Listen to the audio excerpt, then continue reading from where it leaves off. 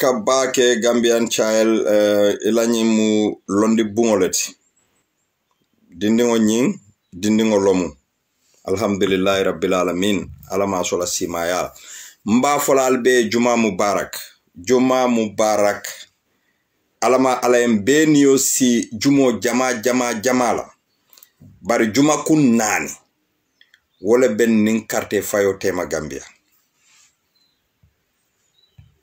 alinse nke wakillalti baki nsake wakillalti baki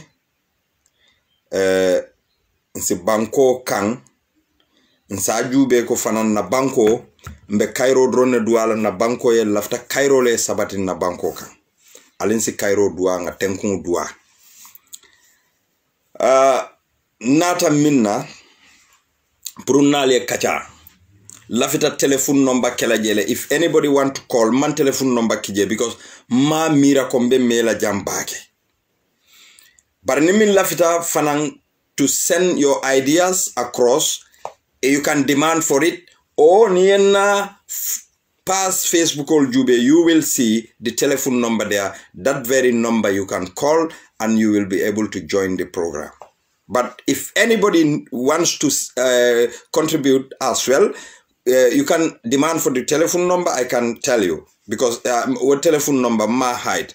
But immediately after on the 5th to Mando December 9th baluring antara simala what telephone number maybe ni moja maya call koteke ita sotola because I am going to limit my activities not about Gambia but coming through WhatsApp group all kono and phone call kono benna activity talala bakele and I will concentrate on my family and in this time I am concentrating wallahi na family sometimes akake problem oti demanding wati dolu puru ila ku dolu beje puru nga fenke no wala bari I believe I'm doing my best for them but Gambia kumayata bake momo ini la family kumayata bari nite la family be Cairo kono Gambia mantra Cairo kono ila family te tarano la Cairo kono.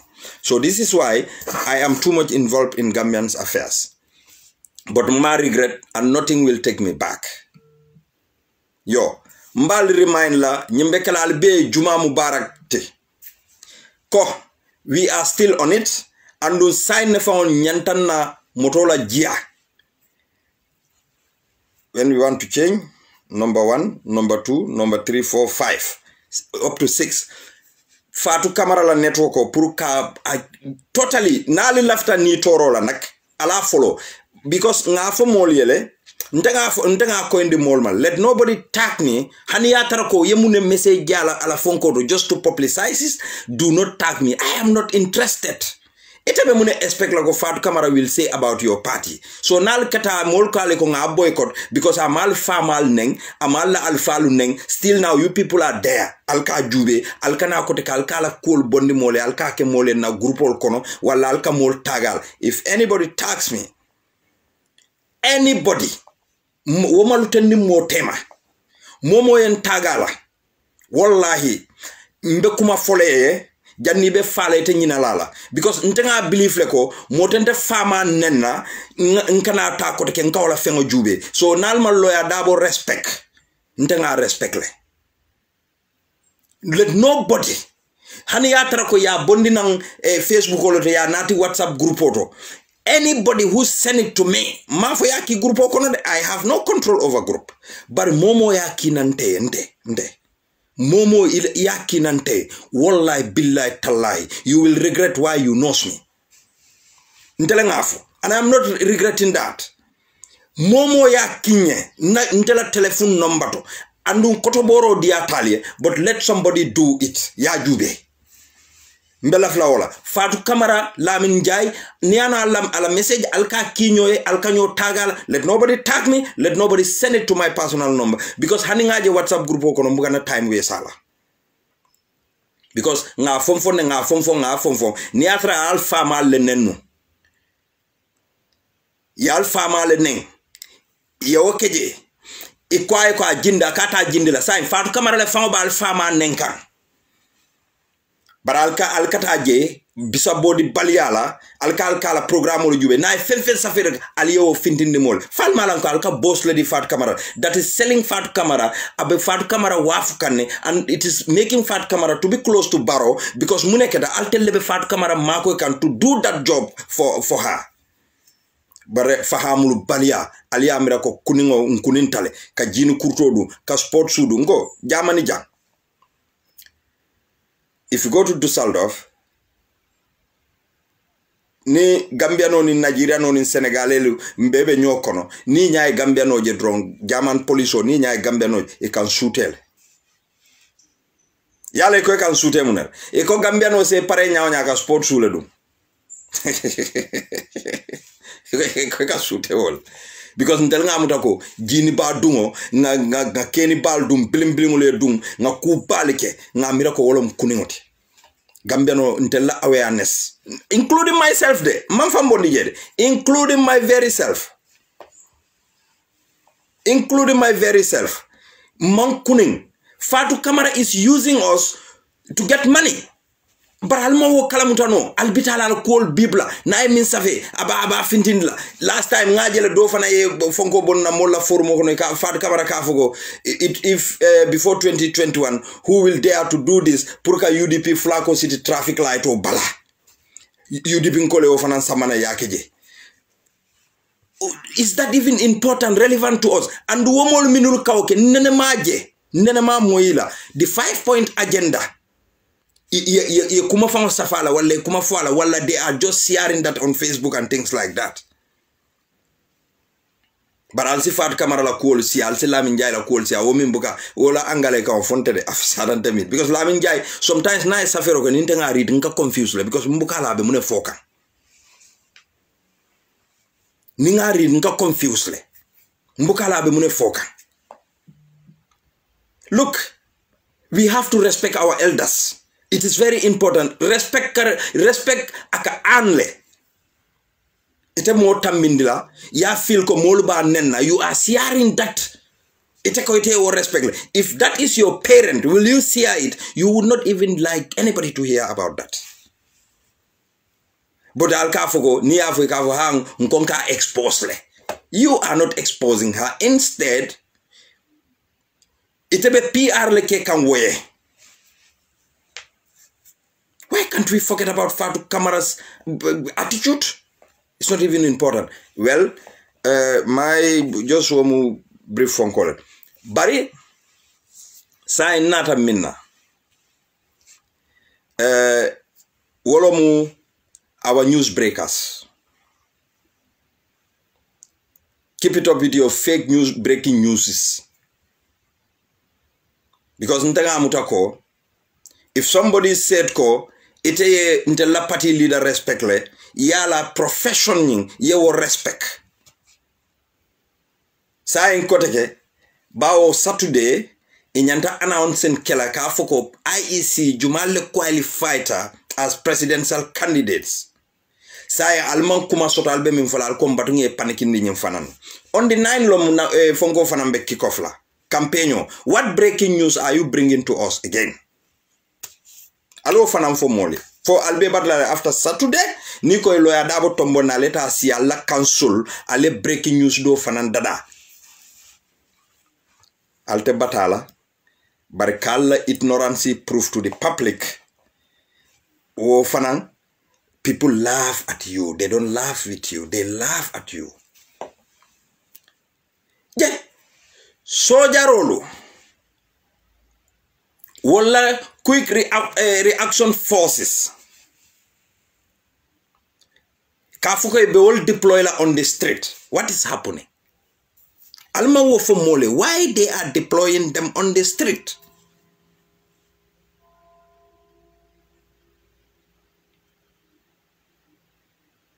Alko sa mbadunga wole fanamfo.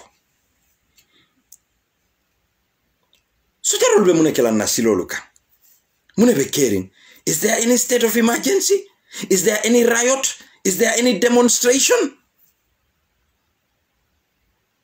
Yalong, even somebody calls you information of foye. ite fangole nyanta sila ye mire fango you don't because na uncle na horma mo ba ante fanka la moy min keta uncle Bakar Tarawalete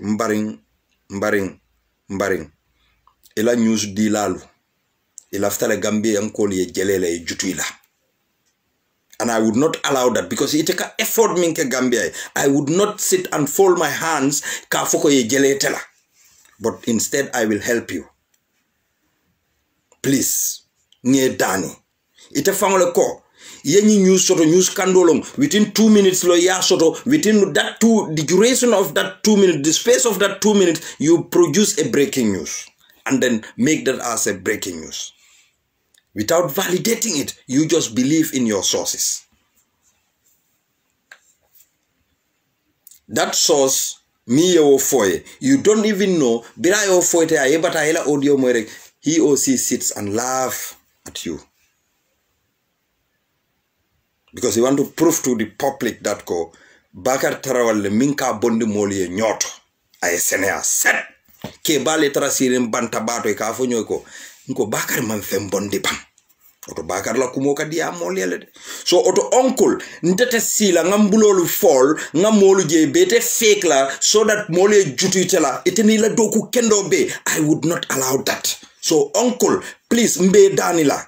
If that happen, you have the opportunity, uncle. Put it in Usain Dabu Fango Diam directly. Ha ngani na moy ko nyine be caring. Usainu is one of the most informed person in that country. Wallahi ni ko be sojarol fango deploy la sojarol fango be Usain Dabu ko la kay ko e ko nyine be caring ko butum pura al salo wo nyama. But you got the news 2 minutes. You produce that news to be a breaking news, which was lovable. Nanga fali sojarol ka deploy nyami.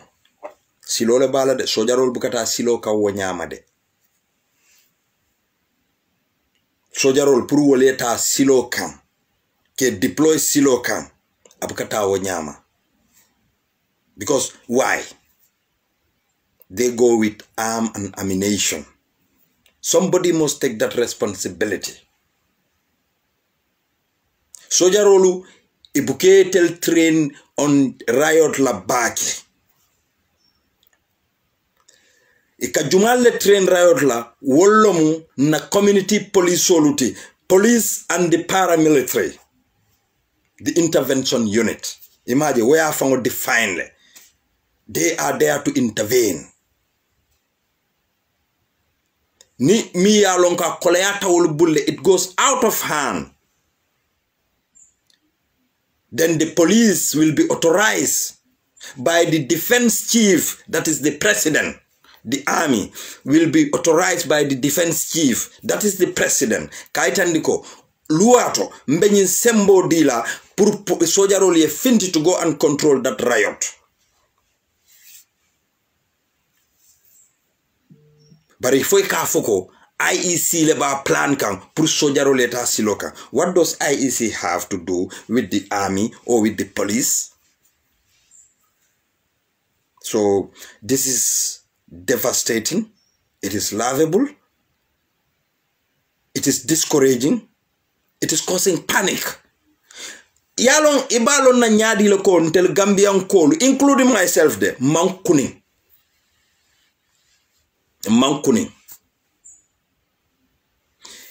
Thousands of Gambians were there waiting for only one person to announce ko alita ale Iblisa fasa.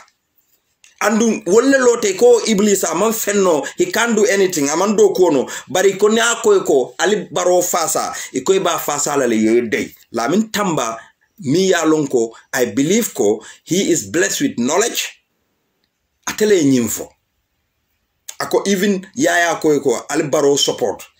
Akaba support la haniyata baroman do kono baroman fenno ate alo ko barote banko sambalono baraba support lale barabe de lale. Yeah. Brother Mr. Lamin Tamba, if I want to get this guy's number, because it is somebody that I admire, he's a young person, he can achieve anything. Lamin Tamba se keno Gambela present.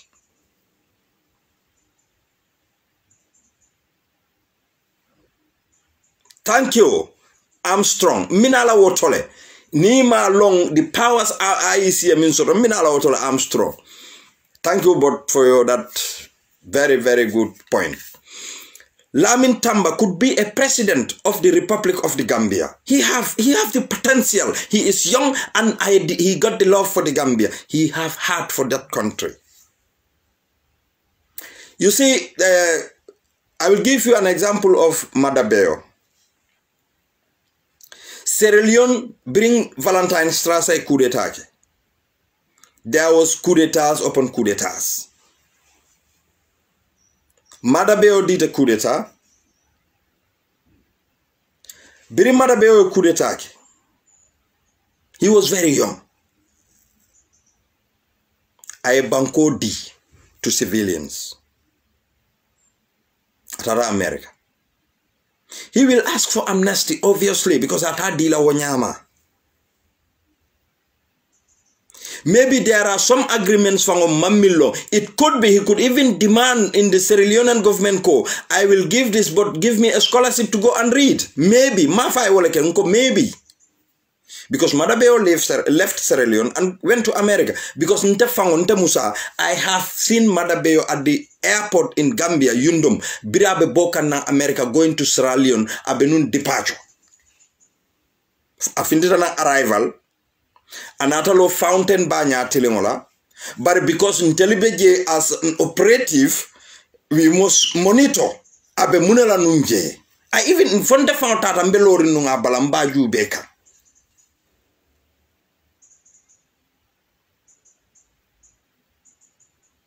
Foi borta itata Sierra Leone.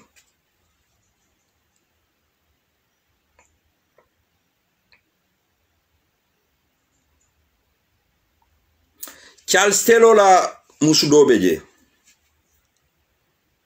Oh, I think he got Senegalese connection by Malong, but ala o muso o mu Muslimo leti.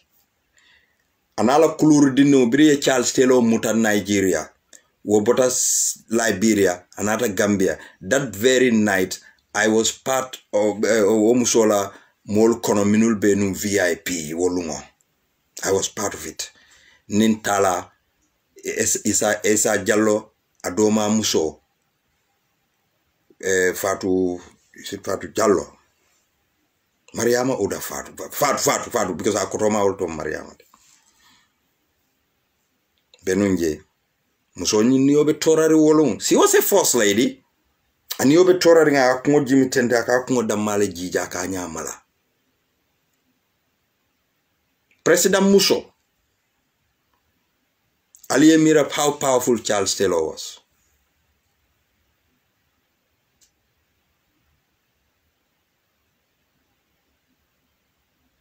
So, alin kana paniko kosun na banku mola. Say, nale breaking news do financial ala for mole from on the 9 to the last day of the campaign, mune fanambekela. Because people will start laughing at you people. Ale breaking news all for. Ale breaking news all for. Ni UDP nyanda fintila rom. Pam, breaking news will come. Yes. Breaking news will come. Albuka succeed, alte fonyora. Milka information of falie, almalon fowolu, ika fake information le faltele to go and laugh at you people. Albuka bari mo bekatra hawjiring, kon teleka information o soto mo bet. Wallahi billahi tallahi, nilla fita every day. Nse breaking news of falie, billahi wallahi, amanke chahanote. Bari I don't need it. Wallahi, Hanin Friday, be Friday, Nilla Fita, sign, it's just a matter of Fana Mari Mantra online. Mba call la ngani ninka bidu Adam Bara mune fancy fadung abafalanya because I have a state house. But moment interest, me ente interest wolom national issue. National issue. Wole ente interest. Adam Baro bi abe nyankata hol domoka bi nyine nataya bi abe nyine la what interest? Omante interest. He is the president, obviously, for Molianaya. So, alangang hakilol to back.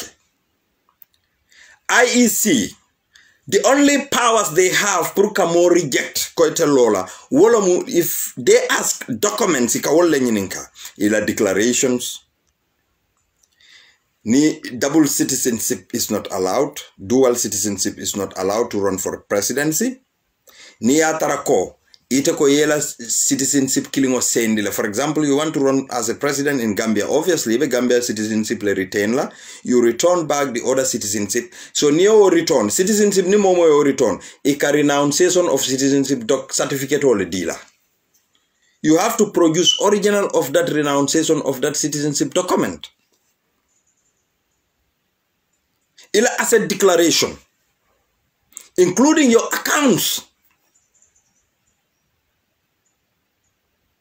Ika ol bekele. Ani butung IEC le alo ikamuna documents nyilin kay bulo. So we got to be aware here.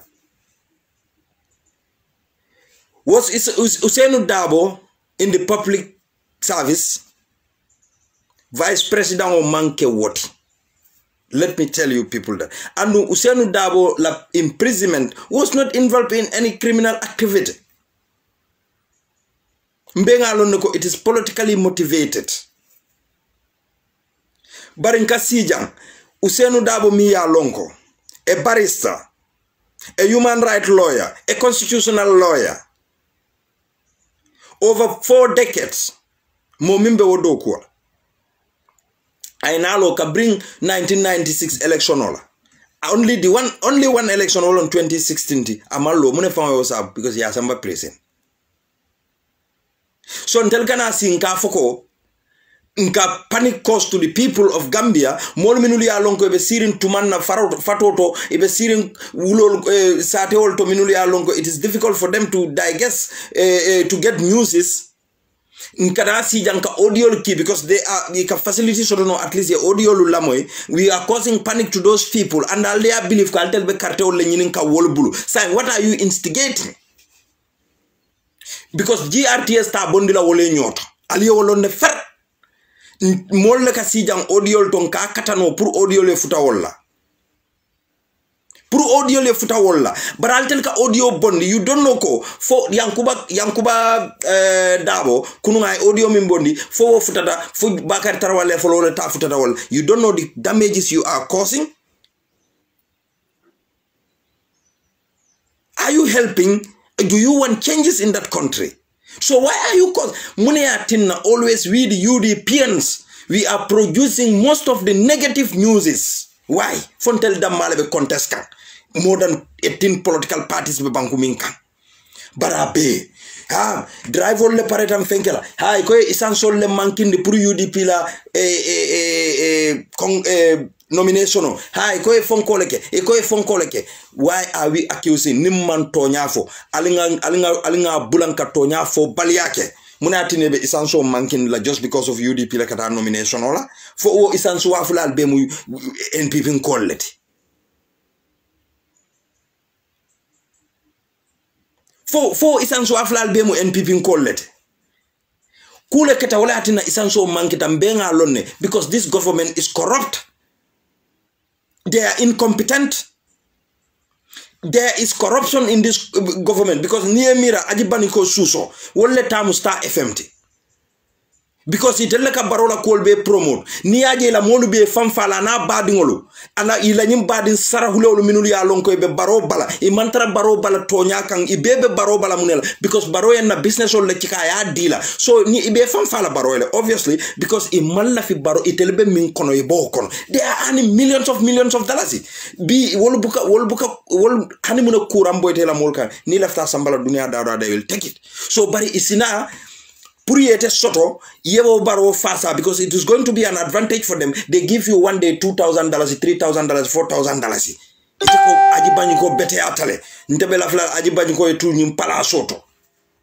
Bari teni ajibaniko. Itek ajibaniko be tek fakang atebe balukan. Itema wolong lunnebe sila nilungo minna amansule la haniya tarako I ayetara sanada no la silo ka bala motolo wero selen la tambila bar sabe sulari la be sola $2,000 solal thinking that ko abete atale ntel milunu be tubabu duja nkombe wuri kan baro no kan bari mbe sirin tubabu dujang sako minulu ya lon ko they are family people ini la fam dimba ya beja ibang ibe balu kan tubabu la social kodola tubabu la social kodo hani atrako 5 euro le mankite la kodo fangoto they will ask arbeit am mune ya tinna nyim 5 euro o social arm muna tinna 5 euro mankita na kodoto you have to transfer that 5 euro to my money ala jubede nteni ite be na ta jang we are paying tonyalum na solidarity suslago nkawojo Germany janne bari mune atinna most of these tubabol kam fantel luntawol kam because of it their social benefits wole ke kam fay malla fi niye wole sia mi ya lon ko mama wol le wol do ku italier. But today we have that right nimi wuluta jang nimi ye dingol sambanan jang ike ajo kodola ika benefits diala bari Gambia beje wolo bukatano hani lopitano to you don't even want to sympathize those people but because itaba enjoy kanjang ni ite fenketar ki yela kodi no kila dimbaya ye wole balu kendo so yela immediate neighbor fang buka balu fang so alka barole support sako mol minul ya lonko wolo kumanta inene mantara baro kuto bari birim baroni UDP ay UDP jamfa aka UDP alfal nendro wolle ye nyum barola iko itelle ka baro support itelle lafta baro wallahi ite kalila alanin kila kan ko ka baro support bar konnante ya mimbe fari siso kono anin si fatam fanso ikasi ikafuko ha mandin kolye fanke ko itelle tamu Gambia. What problem do you people have with mandinkas? Mun problem. Yaya jamme alo kuma tinyari ngo mimfo. Ayafo dula minto. B afelenta te yaya jamme kilongo le muruta na nkotika yo kuma tinyari kilongo fanamfo. Yaya jamme la kamfa UDP kama yaya jamme reason sotole. Muna naka kamfa UDP because yaya feel like UDP was his threat and the UDP le a kick out imaja be refugee fale amra refugee diar until be we went through that altantela muso nyininka when I was at the asylum ye gam ntebe asylum campo minto until Gambian ol siata je back otumo by then I was in Villingen Swellingen in Watenburg Swartsval ali molu nyininka 2005 2006 2007 niminul benu asylum moto ali nyininka billahi wallahi ntele wulita ntara polisolia nko I want to go back to my country poliso njube akonye si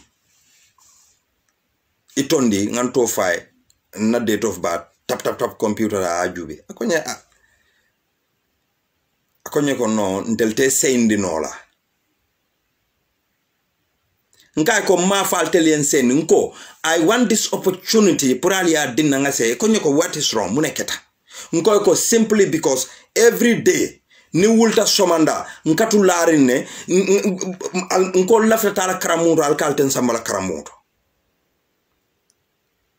so ninda wulta somanda ngatu laring alka domoro dina konton sima da samo kuramo benkundo jikando benkundo nko konte manna wala jang I don't want to useless my life nko embesela police konyo ko no I think you need a therapy nga police jube ngele tanko nyimmoy ba bare ay humanity le sambankan because I feel like yes nyina asylum claim I nyina claim maybe this is disturbing this person, so he needs therapy.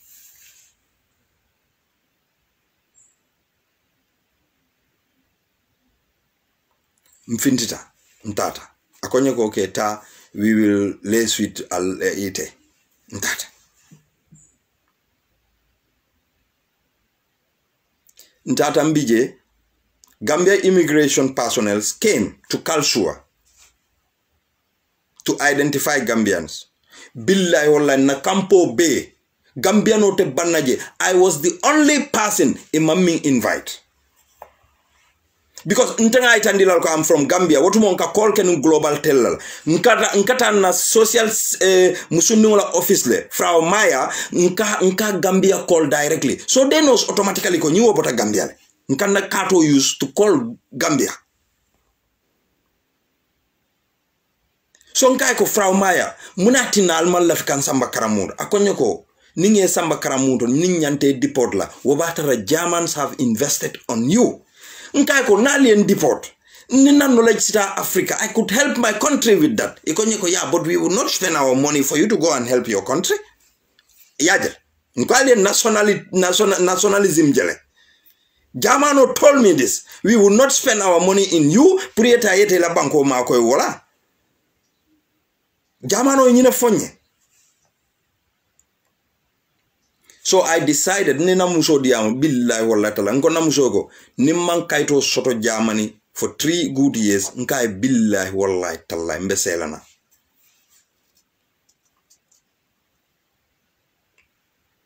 bare alane na tawke 2 years 7 months nte fututa jang nasukuro be 2 years 7 months fututa jang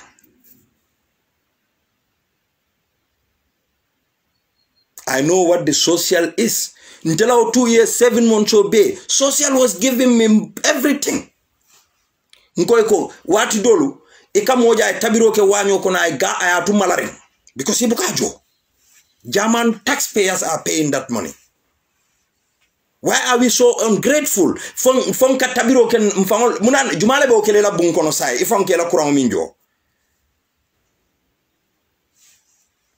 Jumale be okela but German taxpayers they work very hard ikawoke ntel kanana njay ka asylum o di molla nka tabiro fanka asylum kamporo nka gaso tu malaring nka tu malaring kurango 24/7 jikando 24/7 ibe kulala ndella haimoto no wato na haim safe awakamuneke molla Friday evening because atinala je for Monday akamuneke akajikando soronde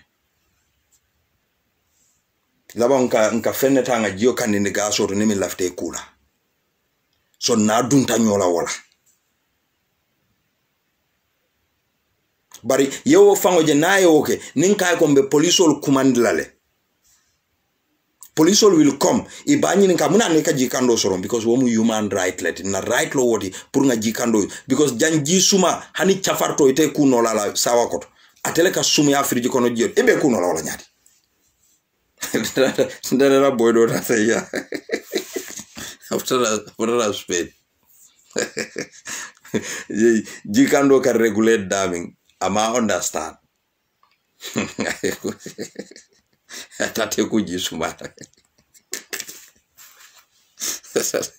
ngamo ya kurukuru la jongodo maraga min kurukuru yar fa di jio sarta ga reka borle folo para malta kande kumande abe kuno ay jio le fa nga fa bal reka tawlo da fa after that lo do na be sire be kajala konye he anata na kumo fo nyolun kajele nkanyo jele le fo nkai wala ne mongo na ko maltal kaje e maltantala okay that's good in a serious note so nimbe momo be tuabdu jang you knows what Gambians are facing so malon kunu albe mune fola barola dia moto altel milbe tuabdu jang albe barola dia mol moyle Gambia aka kumol milul for Gambia nole because I feel ko womol milbe lor they don't know they are left and right statement killing for baroyo for binala NPP ko be diamola akonya ko bari akonya ha bari yalo ni moyo fo ebuka fo ko man tonya fo ngai sign e ba fo la nyadile akonya ko esa fo no le no ala nyun kumo kay o mambete ha baroko ako in 2022 not a winter ako aba make sure leko when banks give people credit with 0% interest ala fonyoka ke dunia banku jumaleka bank le bala kodo ditele 0% interest the interest rate in Gambia is 23%. Nako fanko mbe interest rate o jindila nan dumale maybe to 15%, 10%. One can understand. Bar kunu tonya kunu barola ko diata nyedomandi. Kunu na APRC bros. Kunu na Fabakary Tombong Jatta ko nyori. Akay ko ite nyomo hadumeringo. Bar bimbe kuma fola leja illa moy na. Baroko ako birate binala. Ako Gambia reserve was only 1 month salary there. Jumale okay? Fabakary Tombong Jatta wol ila supreme leader. All of it for 22 good years. He stole all our money. Abota ja atata jang.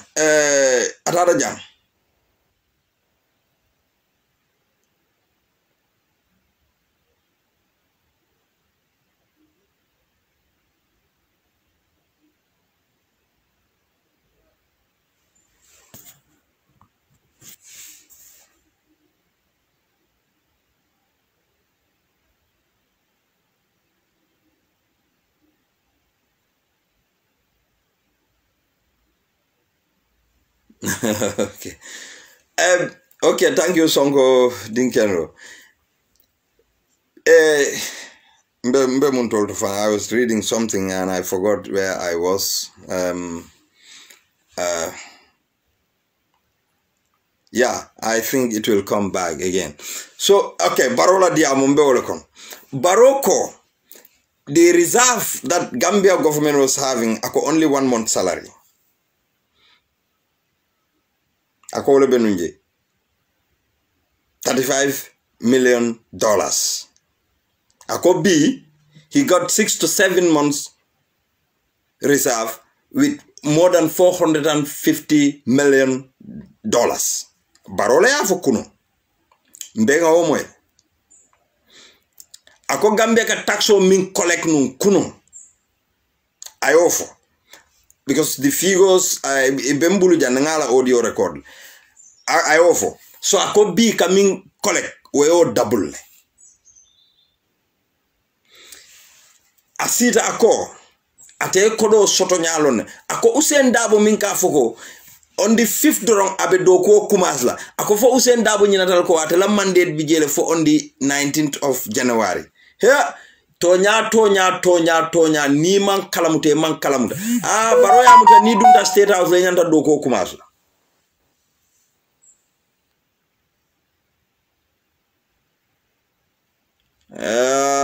no landing aninte banke odi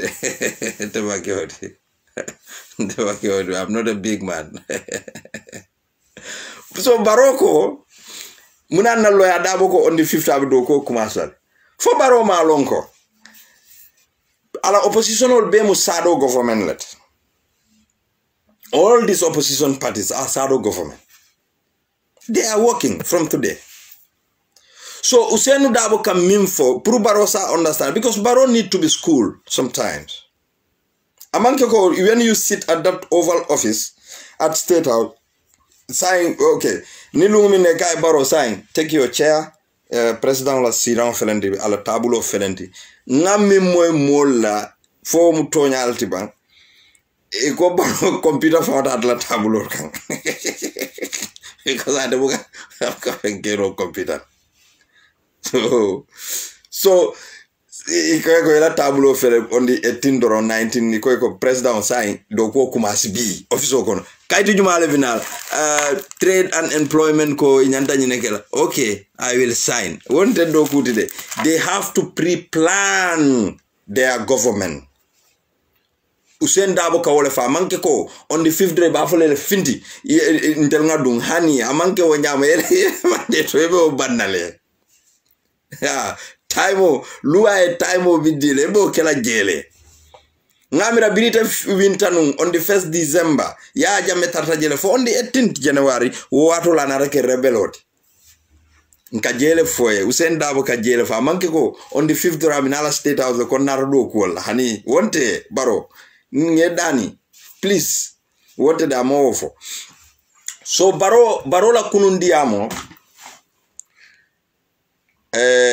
anin kuma manna atata ka kuma kalanta ronne fo nyinulie imaja ko electricity OMVG. Thank God that ko ayofo.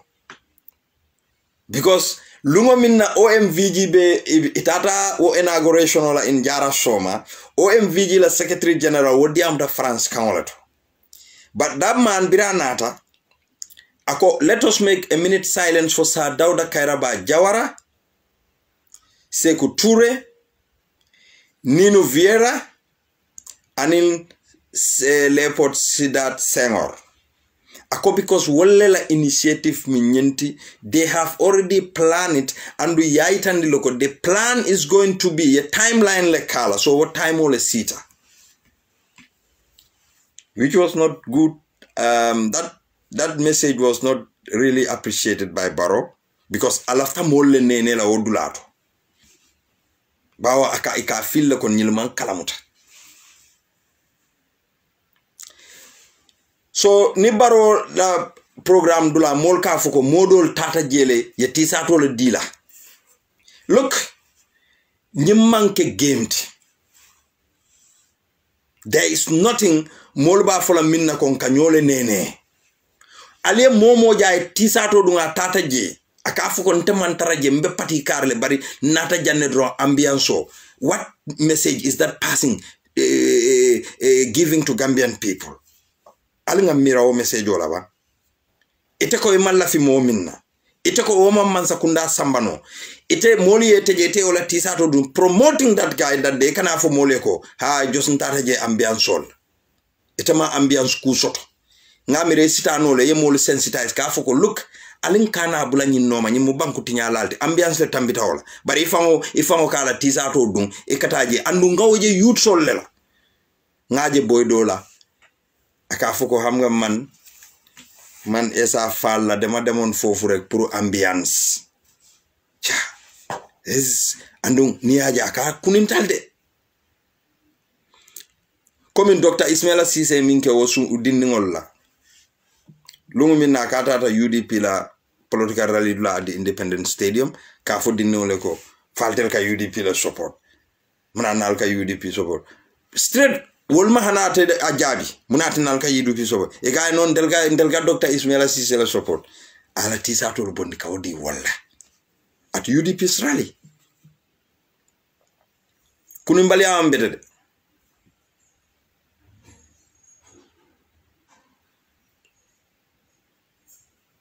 Fatou Bin Sarr, no, we are not angry. We are trying to exchange ideas. So if you could help us not to be angry, please tell us. It's not a problem. This is a dialogue. This is a dialogue. Nobody is angry. When Nitea Filko, you are fine with whatever Barrow is doing. For example, kunwa yeminke esa falla. Esa fal tata e motolu luas.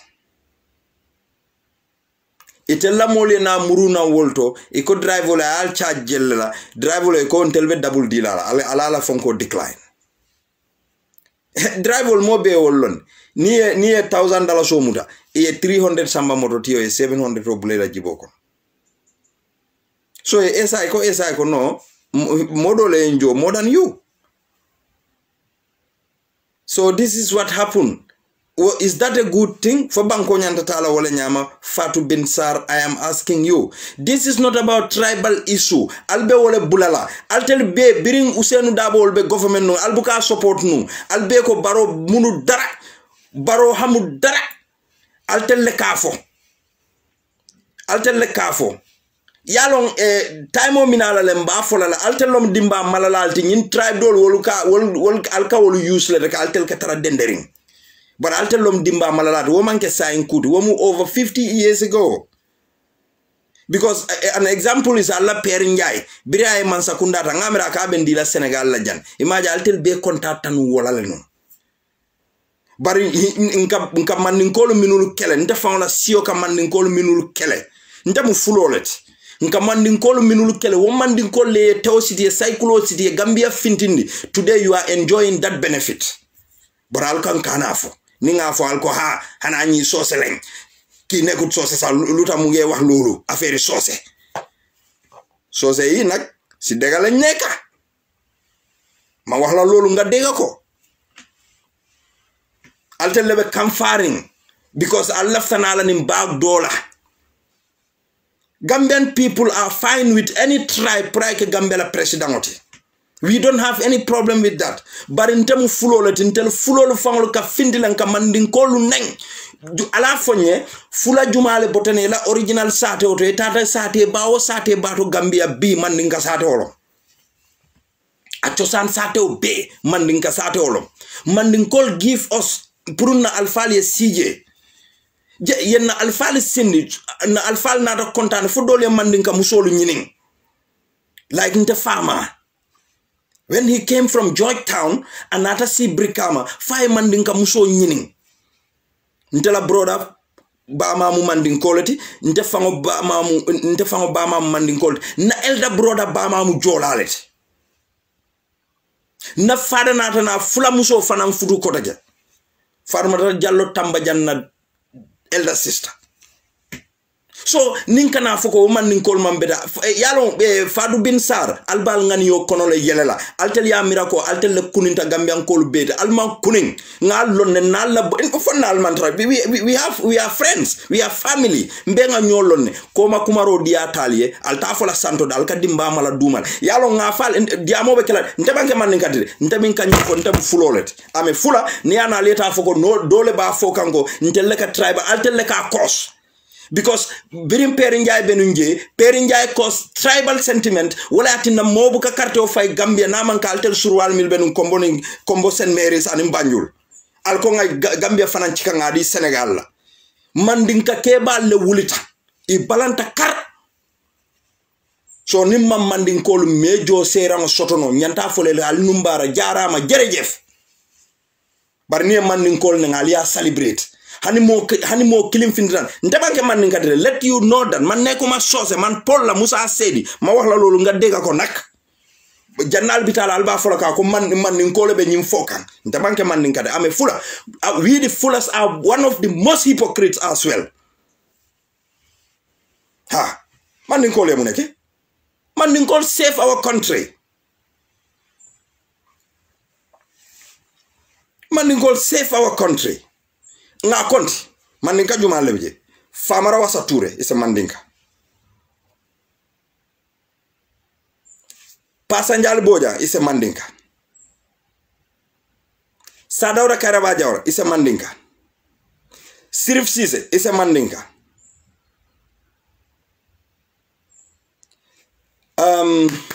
singate wobun telefon la makatin quality I forgot the name again. Singate, it's a mandinka. Keba nyamali, it's a mandinka. Yeta wokia mandinko, yeta badibu, yeta base. Ala fonye, sar konton samanyanje, anati. Which sar was there to fight for Gambia to get their independence? Was sar wo levelarin perinjai kai ko indi Senegal. We have to celebrate the mandinkas. Ye minke mole. Itelebe kamfaring. Intelma kamfar. When we said the truth, I'll come back comforting. So you can dig your head inside the sand or you come out. We discuss in a dialogue way. Well, ha. Thank you.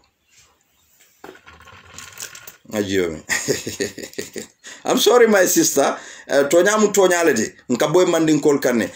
Yo wolof nga man polla. Luñ wara def moy. Ñu seet ne Gambia ñun ye benn lañ bari nkana mandinkolu use nka foko molu be mandinkolu ne famara thank you farimang singate thank you Kamara Muso farimang singate is a mandinka sar fonye je wala njay fonye wala cha afonye nana kom sar teje sar wol ko ngata Senegal to minun telbe mbe karafola le me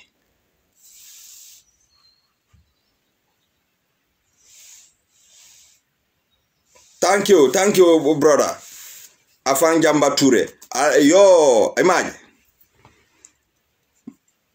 Thank you. Famara Wasa is your father. Yo, nyanta folal teleko. Alna liye mola history for molie. nyanta fola altelle ali numbara because altella generation wo freedom di Gambia la. When they go to Faraba, itata wulo kono to liberate Gambia. Muna yatina nu kombo St. Mary's and Banjul drone ka Gambia be represent nu nibe carte of fila because they were the very one who wear hands and gloves with the colonial masters. Ye Gambia be neglect. Jumalea fight saying ko nimbe gabal ko Gambia. We want the whole Gambia to have a share in it. So wala ya tinna Gambia be na reka carte of fight jumala kele. Al nga tonya fo. Ni o man di nte as a fula. I mean, that's my problem. Bari mandinko le akele. Ninte ma fo mandinko le jara ma bui. Nte fendo fono le. Nte nenola. Nte nyanta fo le la al numbara. Because nte nimfama kachale no. Aka kumolu fonte. About Gambia until Mfama la last child. He got only 3 of us. Tell mo sabadrono. Dinke saba. Until la last day, I was very close to my dad. I can samba banyul birimbe doyaring. Nakata office Jamal because my father was senior official in PWD. So alinkana woke.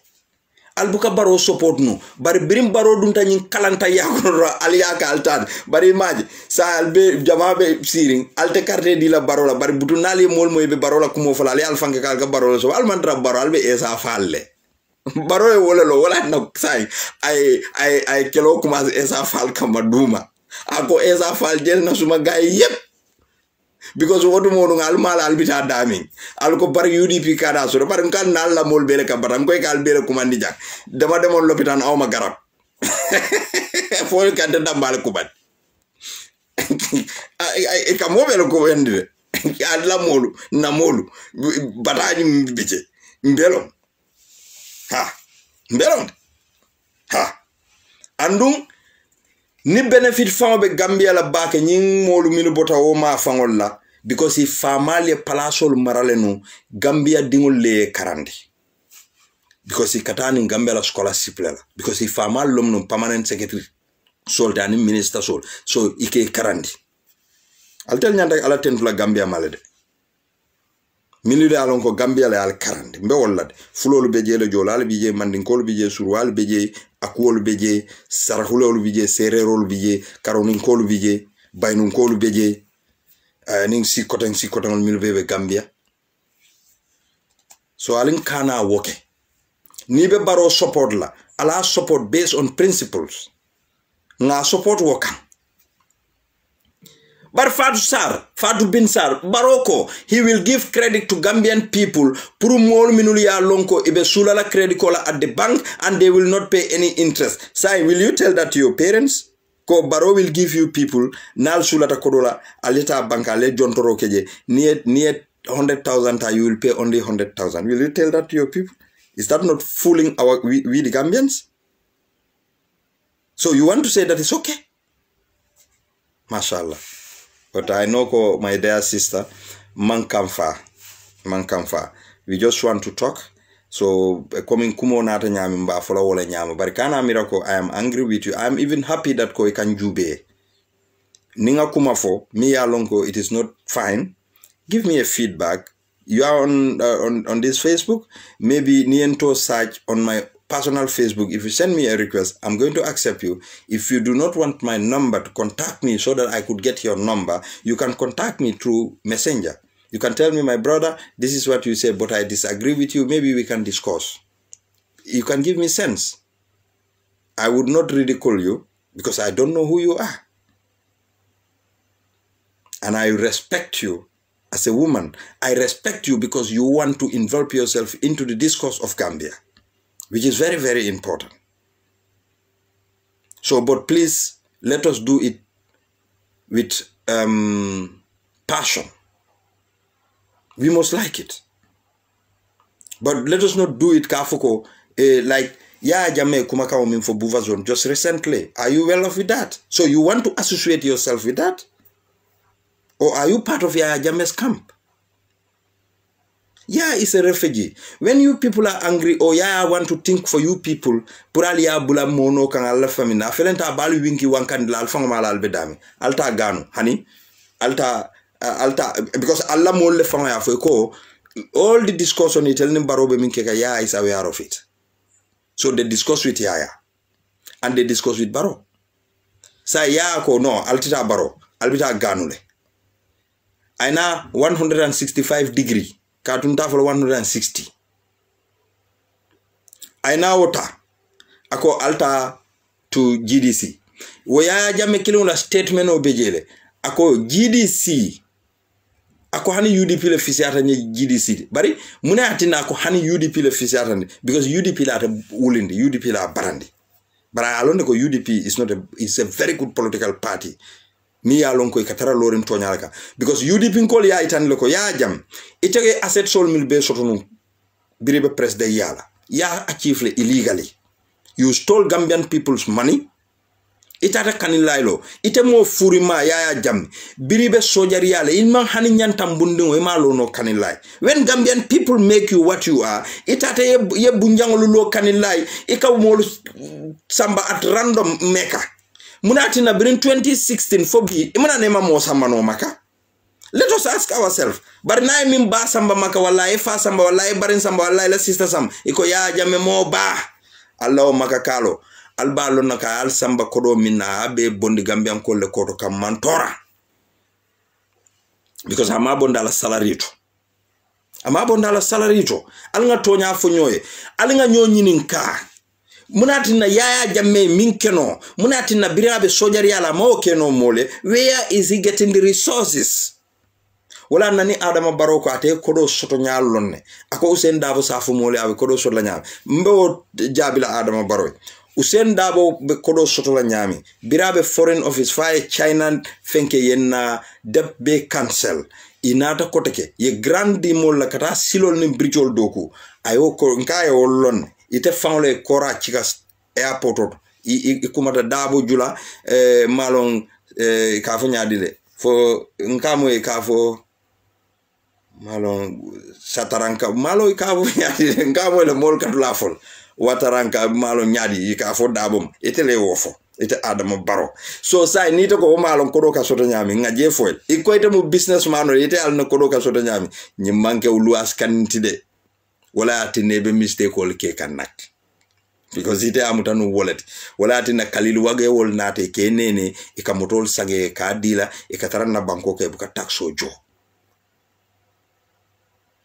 imagine ite malong you don't know kuni tata buva zone ye ifango expose je kotake Sidi Njai ani Ahmad Bah ikoy kana diamu IEC ndesan bravo to these two people. Bravo because aka wara janning radio be yelela ate break o sotra ka kanadiam de ni diam de be fam fudilal kanadiam because ila mol ya lon nako nyimbuga kuma fo ada kumol neng abukana wo mun nendir barati se you intend to talk about something a tale wo kana nang ikang aka fo ko Canadian because if it am for la jang yani na Canadian ntelbe diam le tele baro ndesa baro mashallah bari nimbota woto badi ngolu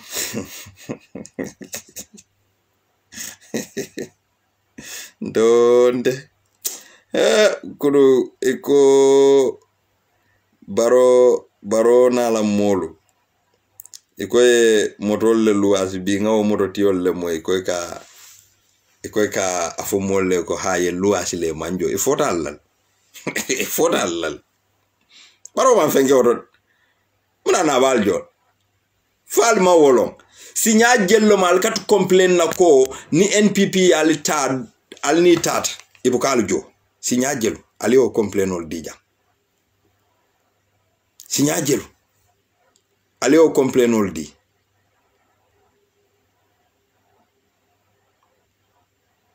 sinya jello ali o complain o di jang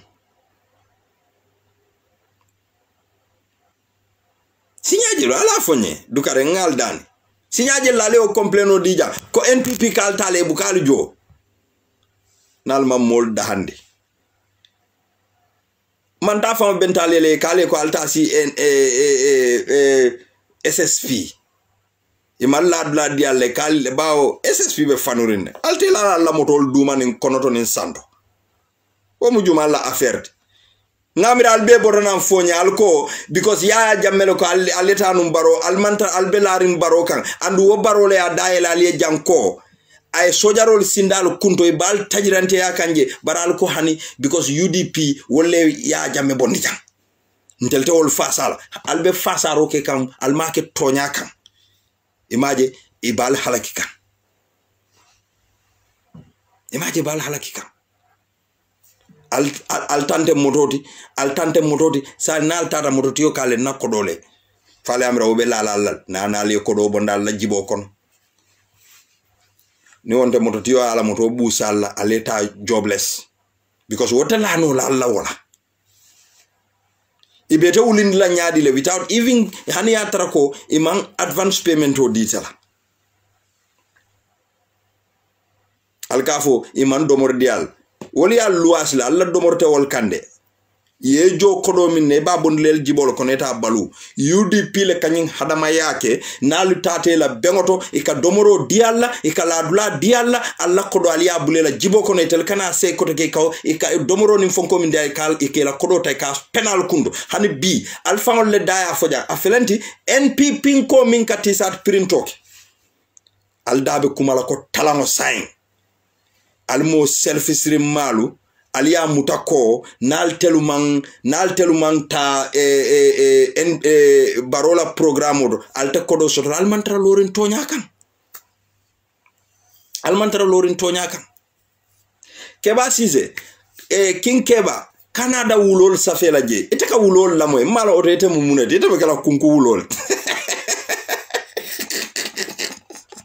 yala leji no albuka mu alni mo buka discourse no if you want to join the program pour ka argument o sambana you can add me request o kiena ya fanya hani musa ibenyi min foka wanted tennom nga discourse baralma agenda soto alla keba yalo wo kay ako okay sai alla keba yalo si sekunda ko lo boytel nda jamfale la ko to baake because altel ma faham altel do moro dronne no alla keba ko abe credit ko di la Gambian call la without no interest 0% interest sa nkeba wo mu toñal di ba foka keleba ini la kunimbali ya be foka keleba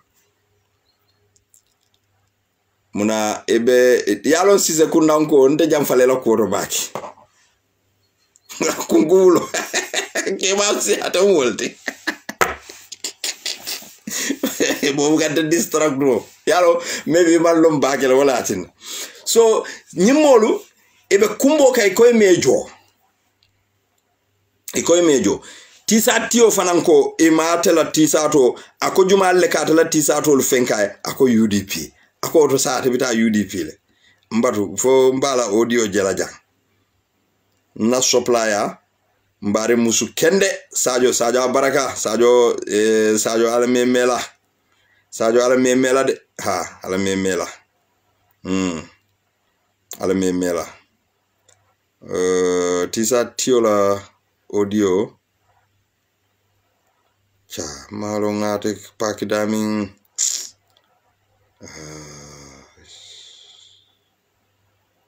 I don't know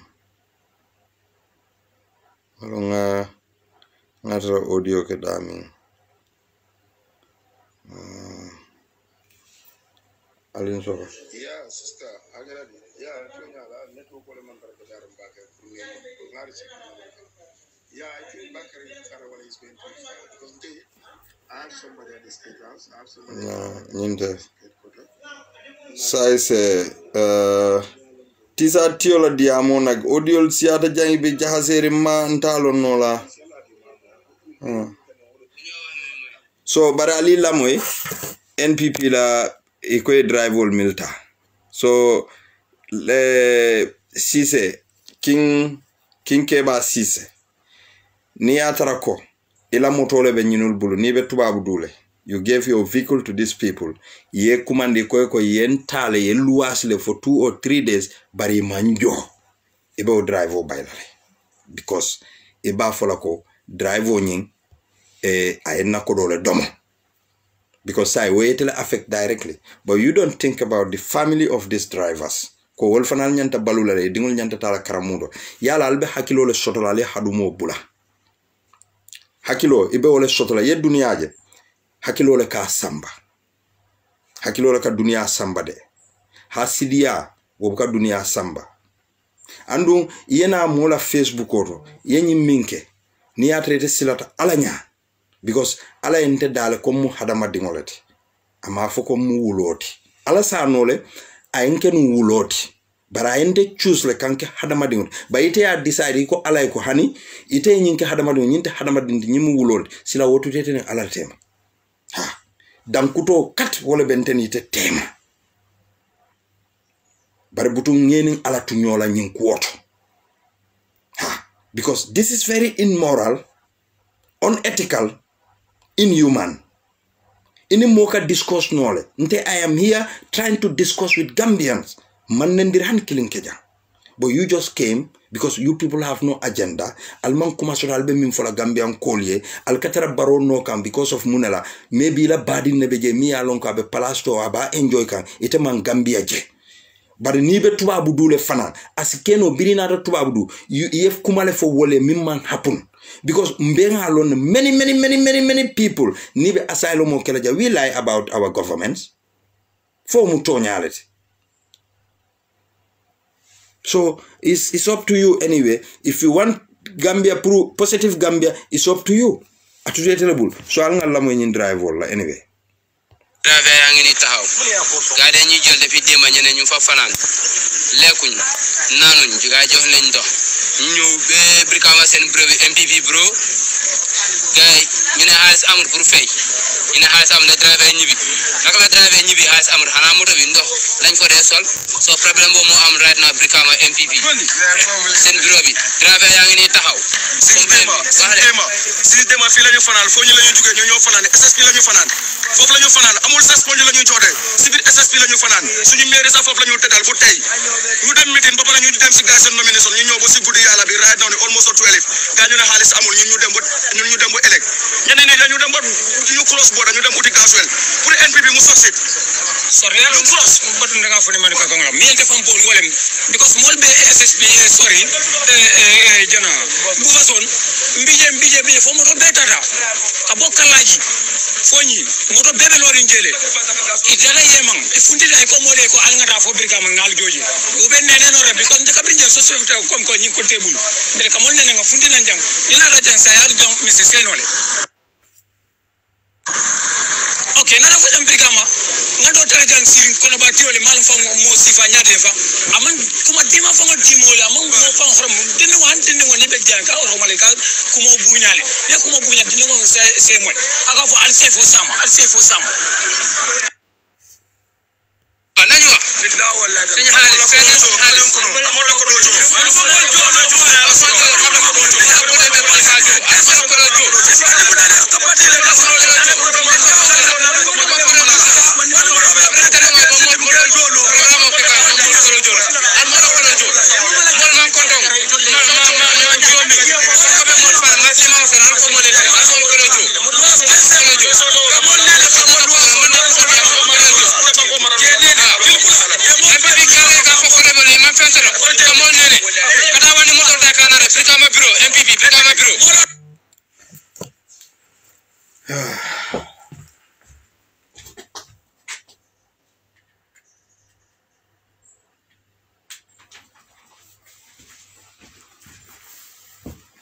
So, alim bele nganyim moy kodi. I will firstly apologize to them on my statement. Kaitandiko ila jibo kono ite lenyanta balula ite lenyanta labla dile fanna. Thinking that ko ye jolenu in advance. Bari yare manfendila. Bari how? Ntela moto. Ibe oluas la tilisaba. O tilifula. Mbe bola na mfo phone kana combo. You don't give me a dime, ika fonte ko nana. Fonin na programo bantanganejo. So over kala nyil fanale a learning pointlet. They will learn. Bao nini mobe contract kala. There must be a payment force, advance payment to that contract. Pari a kolayata back among domoroke. This is very hard. Yalong ni domoro fange ni maladla fango dila ise sino la moto kono le ye fango ngoji ye la ye sino ntelu jang jamani jang hani sign. If I don't have the opportunity ntata one of the restaurant I pass by nko konkole benal domoro dina ni man song ninga opportunity sort no fonga polisol kumane ni polisol nataje ba fole konko bala. First they will see fo nyindung among opportunities soto ka domoro soto ha ye all established already ba fole al domoro dial because malla fi moe konko jaay fajan sa ite fonga la broda solde you are doing this to them mafo womu barola fault but he is the head. So ika NPP love. He's the head of NPP. Barola organization. Wole ati nanka wole fo mole ko. Alka kumadolu fo. Ka panic dol cause. Alka PR leke barola mole. Ika nyilibe kodi nyino la last minute. Ngamira nga pabo e fresa moja ne birim baronya ntatal num base. Anin dahaba be diamola. Dahaba ka fay ko hamnane sumaraka yo dang mananda. Akay ko wow. Because he can motol tale, ikata ni moto etel charge 2,000, etel ko baro 5,000. So they will organize maybe 10 vehicles. 5 by 10 is going to be $50,000. Etel kana jelle di drive $10,000. 40,000 ya bulela jiboko. Well, woman can tell the problem. Womu barolet. If he is taking atela la kodo bondi dami. Atela la kodo bondi dami. Bar nali molu tal ni agrita min nal nyante jolale king keba sise. Al nyante jolale.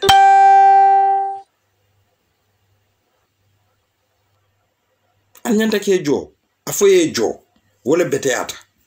You should help your brothers. Because nyimus ye employ le. Most of these gele drivers itante mototi. Ni mototio itel tata sign. Ikensengo. Ifutada mototiola. Ikaye ko nyilman teljo. Ali samba kitiola. But where is the document? Kaitandiko, you have signed a contract with them. There is no written document. Isa no le fanali lo anali samba kitele ko nte mete lomfang. Are you mad? Ando allo talko ntel ngalo ne ko altelte banko samba nola. Bari ngami le tele ko lafta pour NPP la nomination o ye succeed. Nkali ya Gambian ko la level ojel. Nkon kanyi ne fale do le tisato du e ka foko non ndenga du ne rom pour ambiance. Wala tinalin kana kamfa. Alnga diamu mole kuno albe sister Geneva mas ning ay satu bala kumo moel na sister fula kende ba wallahi it's real fula ya nemi mam fulo la chosano long altani ninka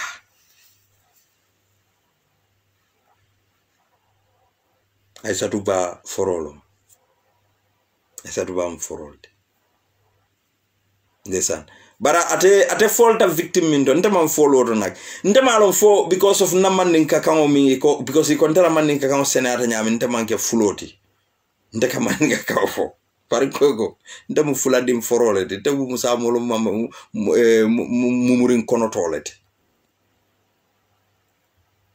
tebu musa kundan kolete sign ne fam but wotumo nawdindi ya wato e kantel be sambale non keser kunda musa molo la fonko ka kijele every year no that time nimi e keser kunda lon just near brick boraba ni kata bansang siloka from YBK you go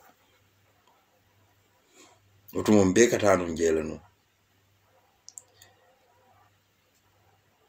so bari ale Jenaba masla kumo moyle kuno ako atata marché oto ay muso tara ay baro tisato dum ani min tata wo man pare sandiro kabulu because bar Jenaba being a Democrat akay hani na sandiro kabulu atata ya nyininka munati ndete nyindu ako ha kawole support yalo mansami mbesiri wo muso malonko atebe o jakalo minna la o firi fengol kunto atele fam mansati baro ma atela do kulalde amalo bar Jenaba alama alaye jo you've done a very good job Jenaba nata kachandi horomo kono animbunya kono kala nyanto yitandala muso diamutaje ko ngan kali ala kan kila kan Jenaba kumasta ka politiko faye ka agendal faye ka milialon ko ye bondi UDP la 5-point agendal kono muso ka mbena carte o dila UDP la akalita ile dum sa ne muso yake fine na maki ateleman sila alanya bara ay la hido dile alinga continue nga diamu molie alinkana fasi de alinga continue ka diamu molie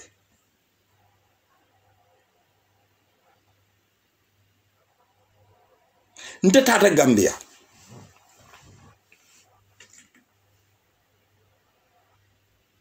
yalon tuwa mu ñoka dianye baka ka jara ñere nka bu fu brika man kata fu airport Johnson to tuwa mu ñino la yalon sama doku la tuwa mu ño diata jet tuwa mu ño o dia bata ñel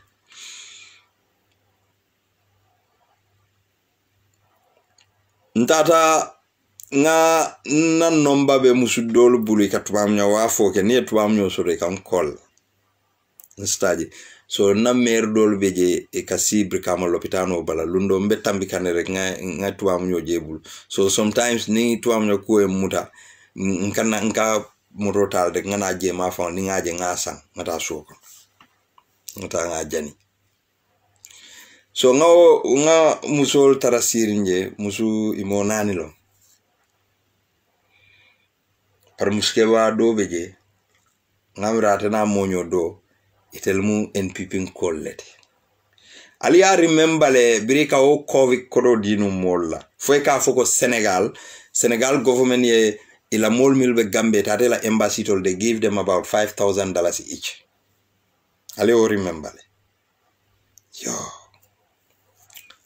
muso nyinko ha baro fanambe ay kodo di molla le nkai baro ko ha ko imaje ibe manol di kam molla nkai mba kwenye nam ngaiteka safu nole wafu ako ha nga bete ate ka balui tarola ngae ko mbedi amule ko dingu na ba ngae be nyimmano mindika baro man fen kala mutanyinto nyimmu Gambia nyati tanku doku lalu ntete ani nyimmo mi bebe jamin kanya tanko jo wala kodo mu nyinti National Assembly le nying approve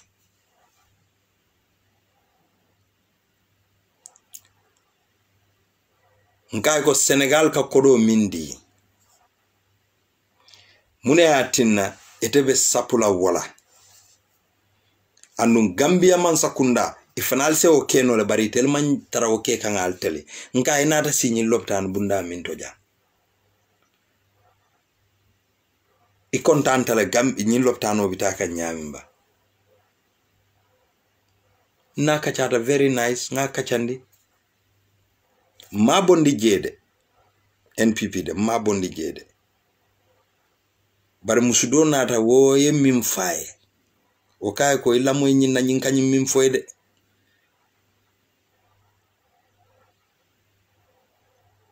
mero ya kungo jima meta ngbe jimirin nkai hekatu ninga ni torole dila akonya hani mbulata motolan tata I think I gave them some money because man tuwa mnyo soto je bari ngamira nyeso kodola le ko di tente bulu fuaro le monte.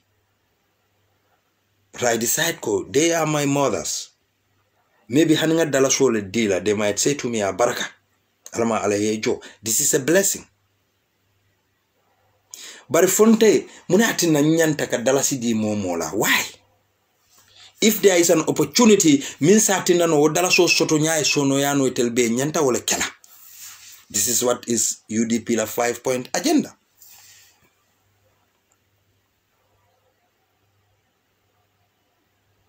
Alinga sabaringa politiko ke with responsibility. Nkana bula molla, mo kana mo neng, mo kana mo hasidia. Alinga ta tonyaka. Ahmad Bawol, Ajibanyuko Susol, Abubakar Jawarawol, Mohamed Jawol, ibe mune ke no la baroye because itelibe dia min kono ya lonko ikasoto daming wo mumuleti ni mo sobe onata mi ye kiskisiroke mi ya lonko banko nyanta lola tonyale kan kudo be tele bulu bi ati tarla no e bulu because astara no e bulle bari ba sotola nin silole la because Gambia dingul la muyti obviously bari ya lonko sainde wo mu free chocolate ntele si balu Gambia dingul ye mantora. So i badin killing milu boko nying king keba sise wolu ika wole fasa Ahmed Ba be nyin haftane firiki farako mimbela ake mirale ha ntebe nyin dia mimbe kono nka nyin sunyaro mimbeke fembuka foje mbe bunja lola fembuka foje nyil koy be mbond la nyine kono yena nda kiskis ni atra ko manyim bunjang soto nin silola mansa kunda bulola ka ya wafu ako otombe falale bari mba make sure la nga kumo sifa befo pour que tel tinya pour nga baro beteyandi because nim baro le sa keno nga nyaku because aba ke kan mba ke kan atem fola sunsulu tolu ibe nyoto fola la. So Ahmed Bawol be wala. So we don't have to put ourselves to those level. Ntela level nyanta tambila wala le. Na level nyanta tambila wala le. Mimun ni la problem moti nga wotama wala mu nyindi ko we want no corruption in this country andu kombon kolu al nyanta taman sero tala mune follow la al yal ngani yol yele luntan sifa be fale dolni function sate odial taman ser follow man finte manduar ba foy ka fo dulay manduar suru akunda wol nata si ko te altel mil fang liye sinde aliye na toje aliye sinde aliya kunku kenolu dila bi ikalla lansari dingol kele alkaliyala alkal nyate yelela alkal be politikol al politikoke alba almal dingol le batandika because wol ka itandal lalko ndel fanal saim firintale son sali challenge nole on your authorities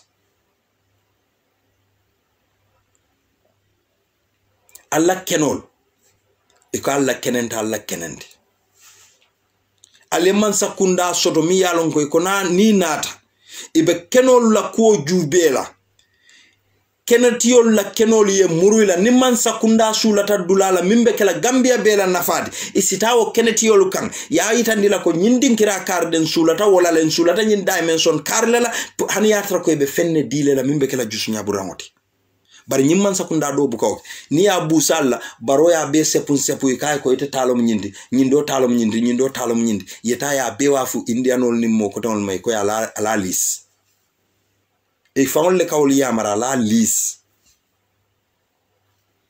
al kalbe siring al ko baro le bitakuka wala nan ko keba madi boja ye jambur imam faham imam fellong imam karang ibe manerin ko sulwo ibe nenele be ko dundi la nyin kombo kenol kon lungu minne ko be tutula je wolungo fanan kanale bal nako toñala be sabat la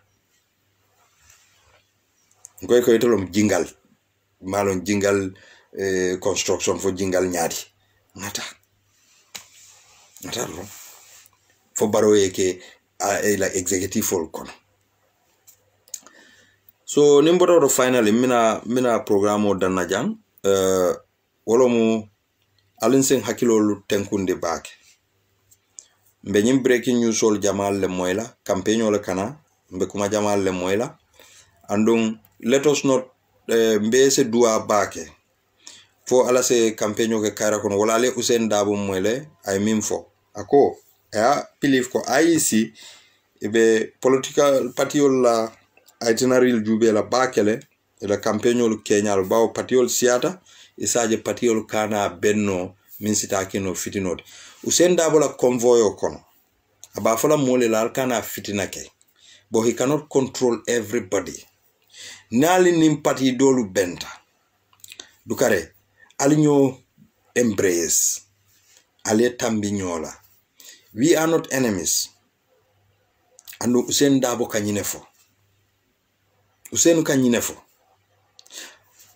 Usain be tambila bara ay muna itandi NPP kolla we are not enemies we are only opponents political opponents we are one so ata wo oneness ni alinga wole fenke dukare UDP kolu anin UDP la sources anin na agenda solu alinga wolle wafu na molu minul ka fintina iba fala mole ko I have my na information o nyine fonye na information o nyine fonye alka information o mimfa kumayata mbal numbara laka barabu kantel na fa fenna kantel panicle ala fo executive for le saje they could work on that there on the ground barka fo forum kono walla eta Facebook or ya fata je ya fo you causes panic to us until we have no control over them ala fo executive folie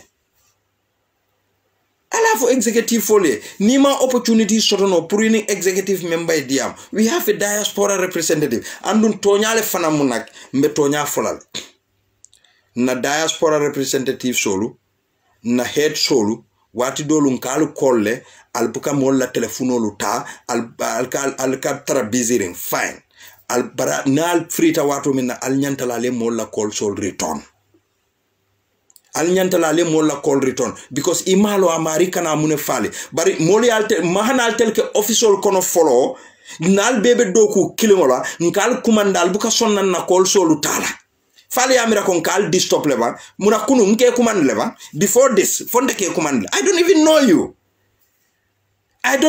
know you Nia feel kon coming complain ya do not make side talk afom fama musa ite ka minge you know it is too much for me akko kesia bakele ininga discourse nia feel kon coming for it is causing panic advise me but ite fem for ka fonde okay we will work on it ini modo leta hey nyina dia mo le fango siata hani kunu fanga ente fango ko la ka nyini nyim fonte mo onda no alwo bula ninte fanan tata o fo mari ngo kariye nyine fo teninde den wo mari ba folal ko nyil bu kan tela ku muta fende ali mo be la ko muta fende altel la nyantantel chokila altelo mun na head soldi so mboj said kan you are the diaspora representative ngalon ko ka busy bakele you have a busy schedule but near minna call je even to return that person's call try nima sotono send him a message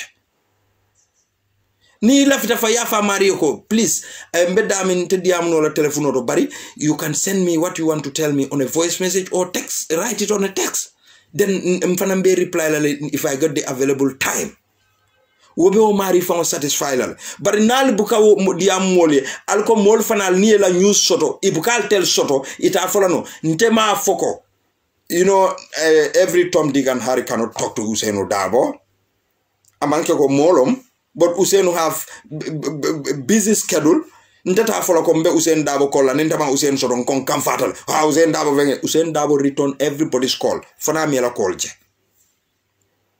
fana me mari la call je ntafula ko ninga ya ajiyam seka call ma ajiyam seka sodon kamfata no you cannot call those senior ranks there are ranks ngo ntamu muneti fonde ko ntanyanta diamna Usain le pour kafu Usain alkana sonyin ntamu muneti should I even talk to Usain na kaliba mbe diamula wolle kemo bojam bejele I can talk to Kemo Bojang I can talk to Ibrahima Diba Nima Ibrahima Diba soro man kemo soro Malik so wol ka trabalale Momadou Sabali he is very busy Momadou Sabali la telefono soro kakola bar nima Momadou Sabali soro Aja Binta Batabali Sabali niye wo kuma Aja Binta Batabali Jabi niye wo kuma ndi lafta any message for la Momadou Sabali niya fo ya ka relate le to her wala nima wo fango soro no niye voice message kia that woman niye message fa abuka jutumola aka mo bela message o return So what do we want? But because ntengam fangole importantly, so buke nkonte nyanta diamla Usain Dabo, there are some presidents minuli alonko they want to talk to Usain Dabo. There are some diplomats they want to talk to Usain Dabo. There are some senior officials in different departments, different countries. Ila faka diamu Usain Dabo. It ntefananko Usain should put those people aside and talk to me because I want to tell him that go be careful ngani information all shop. Should you even relate that to Usain? You can tell that to Jason Kante. He is the security head. Anything pertaining to security, demand for Jason Kante's number. Demand for Jason Kante's number. And Dumbenyi Minfo Kanjang. Usain Dabo, inshallah, on the 4th December, he is going to be our president because the signs are there and alabe tonyale fasala. Alinga complain no bula. Ngana because mobe laftale Usain Dabo ye recognize so that we can say ko ha biraba nyinin kanun taka nyinin nyina fo maja keta president. When he is a president, he is there for the whole Gambia. Nte musata folo ko ha nte buka Usain soto mbuka aje no sa nkon kam fatale. We don't fight for the country for Usain Dabo mbe kele kan na bankole mantra kele kan Usain Dabo kungoyede. We have to understand this. But Usain yeta palaso to rombenga mutako sai ntele nyanta Usain remote control nani hanide nalte agrila barin ko ba mobe la Facebook o be bulle hani atarako we are not going to be coming kafoko coming sign kananyami but time to time momo na ta jay kafu moleko because he man palace le dila wala ila mo itela ibe lobbying keka wala man palace di wala ya di mo killing wala be kala no minister of finance mo killing wala be kala minister of agriculture mo killing wala be kala minister of education mo killing wala be kala president mo killing be kala vice president so mo be ta fola no ko nyanta palace di lantela mo karel we are not fighting for anybody pour a position we are fighting for a decent Gambia momo qualified Hania Taraka Marim oppositional. If he could hold to any office, they would give that office to that person. This is what we want. So, we find personally important though, Alinga Wolande aside. We fight for our country. We fight for our country. Momo Usain Dabo lomfa unko da founte nyim fola kafuko. Hani atra ko Usain Dabo le nata nima nyinke mbe nyinekela. Nte date o fola. I don't even have that mouth because nte ngalonko Usain Dabo wallahi billahi hani nte Musa nintele involved ta corruption oko. Hani numukunda Dabo na dunta Gambia corruption oko Usain Dabo ba fola ko loi ala silota. Loi ala silota. So we have to give chance to this old man. Alinga nying understand. We cannot all be talking to him. Nimi man diamuno itele dro yeb audio mudana param ay paniko cause. There are some people say diamuno milu al diamu woliye. But why do you want Usain Dabo to notice you? Febe kele ka Usain Dabo le. You are fighting for the country. Usain Dabo have a lot of engagement. Oli Diba Wada is their personal advisor. Momodu Sabal is their personal advisor. Ajiyam Seka is their personal advisor. Ajiyam Ndao Yabo is their personal advisor. Roy Maliklo, Talib Bensouda, Alta Fono la konalman diamu ole rega auto altella message o my important. No, you can even call Sirifo Sonko. Ya fa ko nganyine moyde dukare a training kebali nyinko talabang ya lo mimbe kering. But that doesn't mean ko wo kebal nyanta murulete kanne to give you a feedback. Yes, nga investigate le but tenin no. You have already given them. But niyo okay, you start picking your call. Bilanko boy, most boy. Hay, yenyine plan Usain Dabo kamara bari nga information o passle bari yalo nyile buka information muta seriously. How do you know they didn't take your information seriously? Why are you talking now aside? This is typical Gambian attitude because we want to make ourselves important. Why do we want to make ourselves important? Why? Ba alinga wo bula. This fight abantanane alinkana no fenke. Alinkana woke. Let's fight a common goal. We want a change in Gambia and we want a positive change. Agenda tanga wo hafu moluma. We don't cause panics. Alinkana woke. So the molminulka information or the sako breaking news lalo. ala la breaking news ola ala relate to that Bakar Tarawale mbaring biri yenyi information o moy you should have relayed that information to Mboj Sedi Kan ya fuko ñin nit ñi ne be caring so ala ko ñim find out bang andun adalilo ente jakalle munat ne be sojarol deploy la munebe caring bari si te fanga yela mira nyal foko maybe ñin no modo be sirin ndela modo be sirin we sate ringoto abuka radio Gambia mutano abuka pa modu boja mutano bara audio woka futano amale na betala telefono fa charge la ibeke la telefono samba dulala to sola be mimbulu ye telefono lu be landi puloko ika puloko tara jurmarin ya be puloko ni min nap telefono fata o sanole be obulu because ni audio kino we wo fana ni molle kasi ibe audio lu lamoy sa ni wol tati la audio moy ila batiro banta iko haibe sojaro le kala dula ila battery banta yankuba dabola audio ma o moy pour ka ko film mole kaytandi ko hani nyimmim photo wote caring bari sa itira audio don bewul ye panic cause wala ima bondi noy kan janni wobe afonna na alfalwe you can call scatrel jane